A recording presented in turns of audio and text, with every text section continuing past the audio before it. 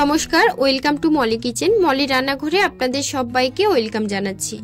আশা করছি সবাই খুব ভালো আছেন। তো আজকে শেয়ার করছি আমি আমড়া মাখা। খেতে কিন্তু খুব ভালো হয়, আর যেহেতু আমড়াগুলো একটু মিষ্টি তার জন্য দুর্দান্ত স্বাদ লাগে খেতে। দুপুরে রোদ্দুরে বসে খেতে কিন্তু ভীষণ ভালো লাগে। আপনারা প্রথম থেকে শেষ অবধি ভিডিওটা দেখুন। আশা করব আজকের পর্বের রেসিপি আপনাদের খুব ভালো লাগবে। তো রেসিপিটা বানানোর জন্য প্রথমে আমি একটা বোলে বেশ কিছুটা পরিমাণে নিয়ে নিচ্ছি জল। জলটা নেওয়ার পর আমি দুটো আমড়া এখানে নিয়েছি, আপনারা কম বেশি করে নিয়ে নিতে পারেন। তো দেখুন আমড়াটা নেওয়ার পর খুব ভালো করে পরিষ্কার করে নেব। আর এই আমড়াগুলো কিন্তু বিলেতি আমড়া, খেতে কিন্তু মিষ্টি হয়।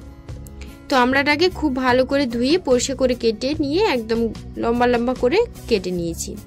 আর দেখুন এখানে আমি আমড়ার আটি নিয়েছি। এই আটিগুলো খেতে কিন্তু খুব ভালো লাগে, তবে আপনাদের পছন্দ না হলে ফেলে দিতে পারেন।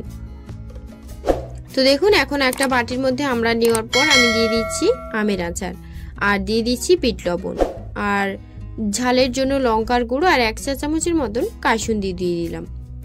তো দেওয়ার পর খুব ভালো করে সবকিছু মেখে নিতে হবে। তো কাসুন্দিটা 1 চামচের মতো নিয়ে নিয়েছি, তারপর খুব ভালো করে সবকিছু একসাথে মেখে নেব। এখানে আমড়ার টেস্টটা সব থেকে বেশি হয় এই আমের আচার দিলে। এই আমের আচার দিলে কিন্তু খেতে ভীষণ ভালো লাগে। আপনারা যদি এভাবে ট্রাই না করে থাকেন, একবার এভাবে বানিয়ে দেখবেন, অসাধারণ লাগে খেতে। তো দেখুন আমার কিন্তু আমড়া মাখাটা মাখানো হয়ে গেছে। এখন সার্ভিং বোলে নিয়ে নিচ্ছি। তো আজকের রেসিপি আপনাদের কাছে কেমন লাগলো আমাকে কিন্তু কমেন্টে জানাতে পারেন, এবং ভালো লাগলে লাইক কমেন্ট শেয়ার করবেন, এবং চ্যানেলটিকে সাবস্ক্রাইব করে রাখার জন্য আপনাদের কাছে অনুরোধ রইল। আপনারা সবাই খুব ভালো থাকবেন, সুস্থ থাকবেন। সবাইকে ধন্যবাদ জানিয়ে আজকের ভিডিওটি এই পর্যন্ত।